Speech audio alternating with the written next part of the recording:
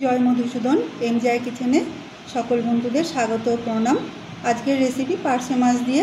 রেসিপিটা খেতে খুবই সুস্বাদু হয়, বড় ছোট সবার মুখে খুব ভালো লাগবে। আর সকল বন্ধুদের লাইক দিয়ে ভিডিওটা দেখার অনুরোধ রইল। ভালো লাগলে সাবস্ক্রাইব করে আমার পাশে থাকবেন।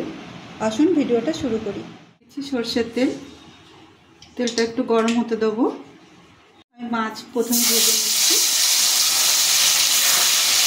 এবার মাছগুলো উল্টে দিচ্ছি। মাছ ভাজা হয়ে গেছে, আমি এবার তুলে নিচ্ছি। সাদা তেলে একটু নুন দিয়ে গরম হতে দেবো। তেল গরম হয়ে গেছে, দিয়ে দিচ্ছি দুটো এলাচ, দুটো তেজপাতা আর দুটো গোটা রসুন। এটা সামান্য নাড়াচাড়া করে নেবো। এবার দিয়ে দিচ্ছি আদা বাটা। এবার দিয়ে দিচ্ছি টমেটো পেস্ট। এটা আমি আদার সাথে ভালো করে কষিয়ে নেবো। টমেটো দিয়ে 2 থেকে 3 মিনিট নাড়াচাড়ার পর দিয়ে দিচ্ছি রসুন আর শুকনো লঙ্কা বাটা। এটাও আমি এর সাথে কষিয়ে নেব। এবার দিয়ে দিচ্ছি পেঁয়াজের রস।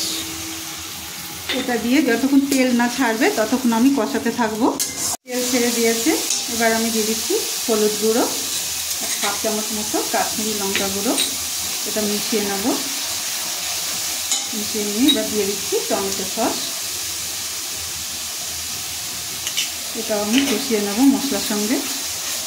মশলা কড়া থেকে ছেড়ে আসছে। আমি এখন দিয়ে দিচ্ছি সামান্য চিনি আর দিয়ে দিচ্ছি 4 মগজ আর কাজু বাটা।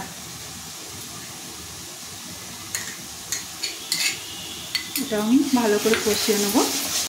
মশলাটা ছাড়া হয়েছে। আমি এবার দিয়ে দিচ্ছি কাজু ধোয়া জলটা আর একটু কসুরি মেথি। এটা দিয়ে আরও ভালো করে একটু কষিয়ে নেব। কাসুরি মেথির গন্ধ ছেড়েছে আর মশলাও ভালো কষানো হয়ে গেছে। এবার আমি দিয়ে দিচ্ছি মশলা ধোয়া জল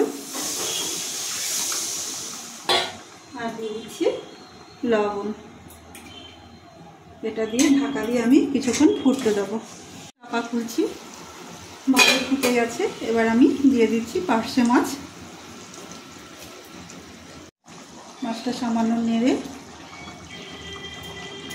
চাপা দিয়ে আবার 5 মিনিট মতো কুক হতে দেবো। 5 মিনিট পর চাপা খুলছি আর লো ফ্লেমে কুক করেছি। সাইডে তেল ছেড়ে দিয়েছে। আমার রান্নাটা রেডি। আমি এবার নামিয়ে সার্ভ করব। ঝাল পার্শে রেসিপিটা যদি ভালো লাগে লাইক, কমেন্ট, শেয়ার আর সাবস্ক্রাইব করার অনুরোধ রইল।